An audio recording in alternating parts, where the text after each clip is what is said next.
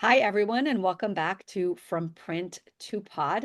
I have with us today Dr. Cynthia Chen-Joea, who wrote the article, The Things Physician Mothers Don't Talk About. Dr. Chen-Joea, do you want to introduce yourself? Yeah, I am a double board certified physician in family medicine, obesity medicine, um, part-time faculty, part-time medical director, and a physician career and life coach. A little bit of everything, and I love it. Fantastic. All right, let's get right to it and ask you questions about your article. So, your article opens with the idea that strength often looks like silence. Can you share a moment when you realized that your silence was holding you back and what prompted you to start speaking up? I realized everything that I was experienced. So the article talks about my experience postpartum in the fourth trimester, and I was really empowered to speak up because I realized these were such hard times that I had been through. And I think I talk about it in my article. This was way harder than any call that I had ever been in, medical school residency or otherwise. And I was a doctor and I was completely unprepared for the experience that I had went through and how difficult it actually was, even with full support.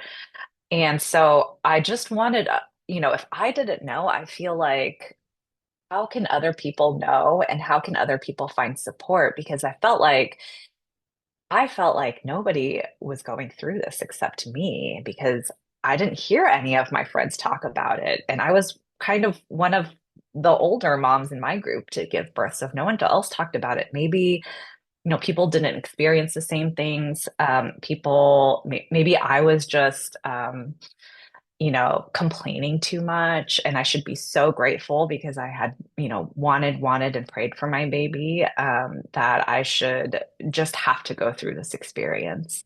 But I realized that this was not true and that a lot more people went through this and maybe just didn't talk about it out loud for whatever reason it might be. Now, you describe the fourth trimester as harder than even the 30-hour calls in residency. What specific challenges during that period did you find most unexpectedly difficult?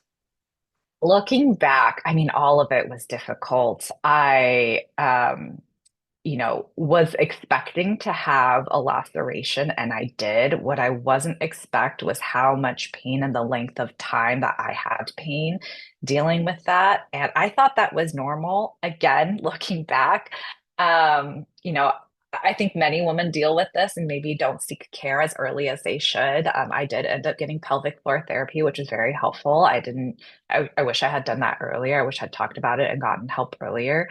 Breastfeeding was incredibly challenging. I am, as many of you are, the type of physician and doctor who has quote unquote never failed at anything. And I set my mind to exclusively breastfeeding, and I wasn't going to fail at that because what would that mean for me as a woman, as a physician? And it didn't go, I mean, none of it went as planned as I thought it was going to be. And maybe those were my self expectations that that I had to redefine and think about and let go through this process.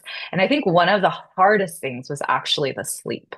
So if I was going to exclusively breastfeed my early weeks, I had a lactation consultant that helped me, and I was triple feeding all through the night and all day, 24 hours a day, every 2 to 3 hours for a couple of weeks. And you can think how insane someone might feel without having a good night's sleep. For a couple of weeks, much less than for me. I ended up exclusively breastfeeding for a year and it did get better, but really without a good night's sleep, I think everything else becomes a lot more difficult. Now, you mentioned pelvic floor therapy, and so I want to give a quick shout out to Neva Herzig, who's a physical therapist that has lectured in our conferences twice already, once in the first annual menopause conference and another in the pain conference. So you discuss pelvic health and physical recovery. What surprised you most about postpartum physical changes that you felt were under discussed in medical training? 100%. Um, it is urinary incontinence that can happen after giving birth. I don't know why more people don't talk about this. After I started bringing this up with my friends, all of a sudden it sounded like it was a lot more common than people, than I thought it was that people were talking about. It's something embarrassing that you don't want to mention, right? But it is part of recovery and it can happen to many, many, many women. I'm starting to think probably the majority of women after giving birth. I think a huge part of it, again, I talked about the self expectations. I went through yoga, I exercised, I was healthy, I ate healthy. And so in my mind, I thought I was just going to bounce right back after giving birth. Like I see some women have it. That obviously was not me. I had extreme pain for maybe 6 weeks. It got better after that, but I probably wasn't walking normally until maybe 3 months into it. And that was when I started getting pelvic floor therapy because my OB said, "Oh, it's not normal for you to have pain 3 months out." Again, I wish I had it just so much sooner and had sought help. I'm hoping that anybody that's listening to this and maybe experiencing this or knows someone who's experiencing it can really heed that advice. Postpartum anxiety played a big role in your story as well. How did your anxiety manifest and did it shift once you returned to work? Yes, it was unexpected. I didn't realize I realized I was not myself, but I don't think I realized it was postpartum anxiety until much, much later.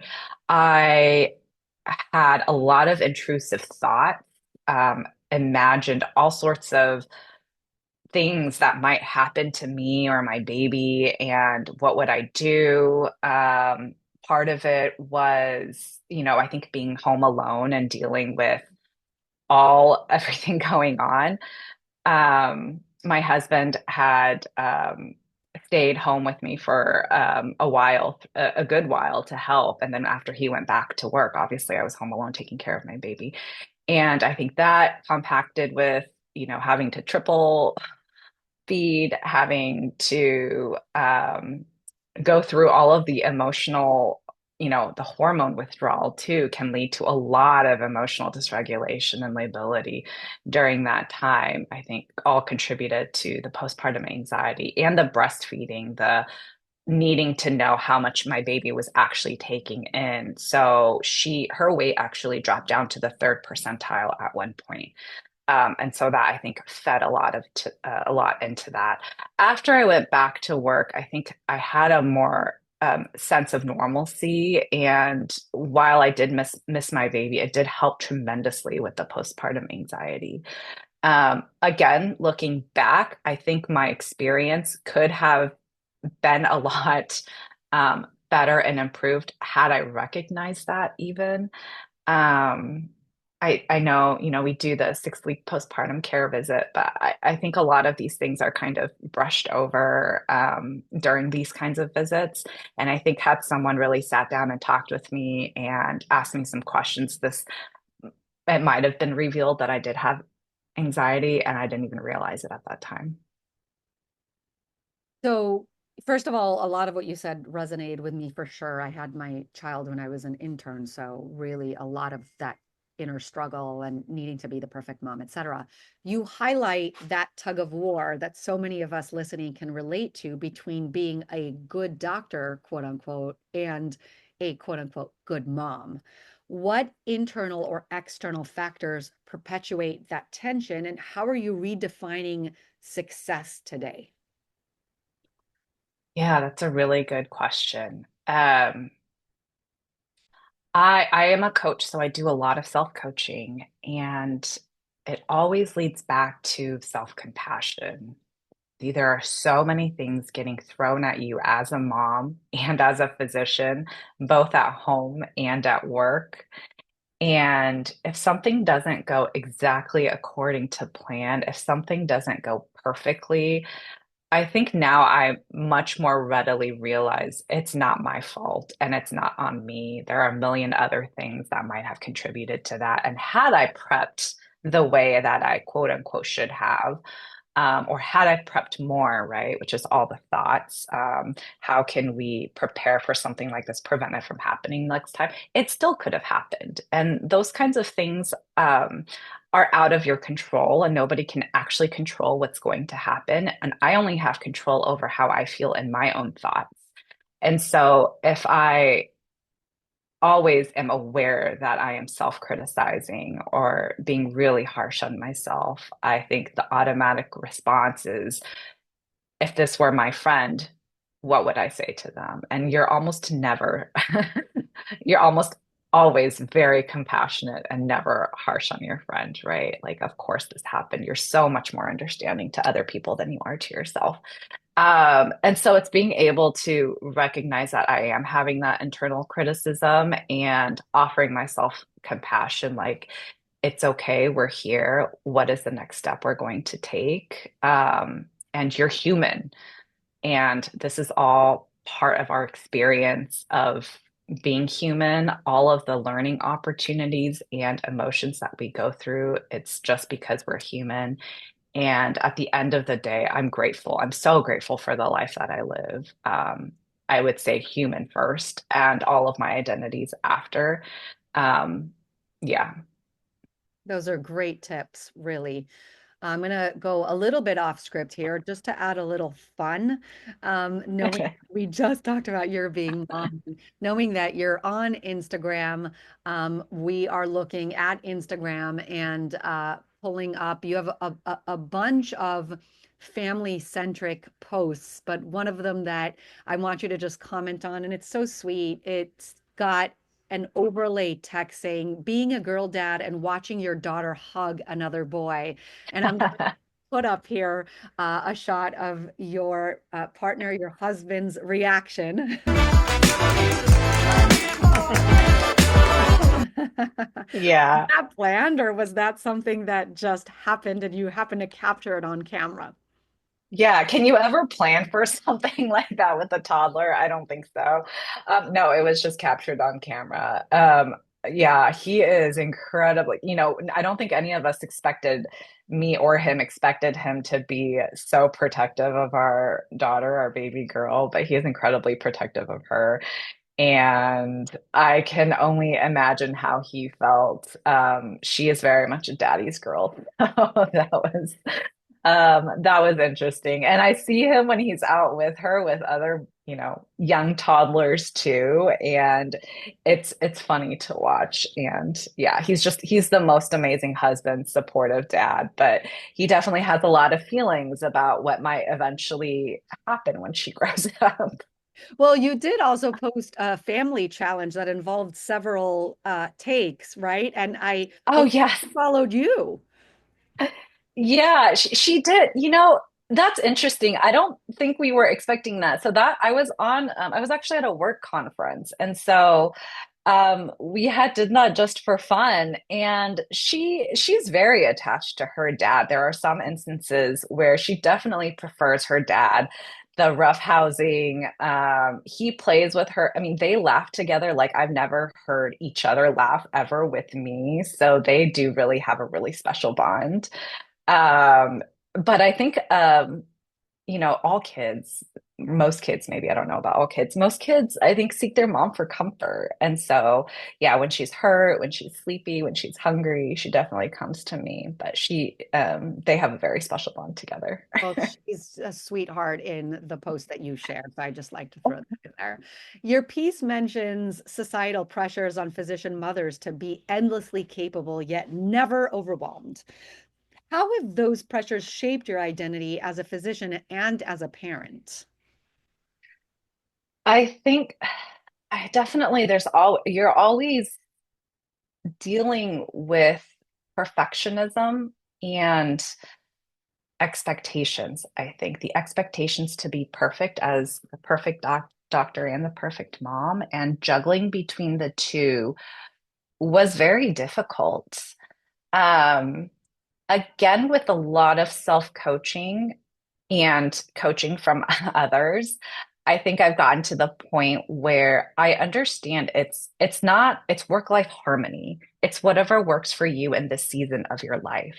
So if it feels, there are some weeks where I feel really overworked. And why do I do that? Because I want to be working in the middle of the night on some event. Like I have a retreat coming up. So I've been really burning the candles on two ends, waking up early and doing some work and working late into the evening after I put my baby to sleep. But I have my hard stop, which is every day I have to be home. For me, it's really important that we have a family dinner together and I put my baby to bed and I spend some time with her. And that is my non-negotiable. And after I put her to bed, many evenings, I continue working late into the night. And after weeks of doing that, sometimes I'm really tired. And so for a week, maybe I'll take it easy.